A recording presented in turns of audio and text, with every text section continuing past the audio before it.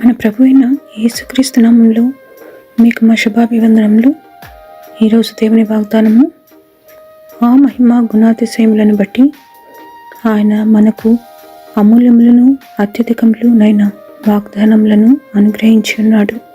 దురాశను అనుసరించుట వలన లోకమందున్న భ్రష్టత్వమును ఈ వాగ్దానముల మూలముగా మీరు తప్పించుకొని దేవ స్వభావమునందు పాలివారగునట్లు వాటిని అనుగ్రహించెను. 2 పేతురు 1:4. Because of his glory and excellence, he has given us great and precious promises. These are the promises that enable you to share his divine nature and escape the world's corruption caused by human desires. 2 Peter Chapter 1:4. ప్రార్థన. ప్రేమగల తండ్రి, మరొక నూతన దినమునకై వందనాలు.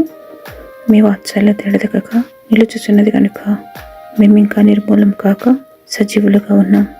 నిత్యము నిలిచియుండు మీ కృపకై వందనాలు. మేము మీకు విధేయులమై మీ మార్గములలో నడుచుచు దీవించబడుటకు కృప నిమ్మని యేసునామములో వేడుచున్నాం తండ్రి. Amen. Have a blessed day.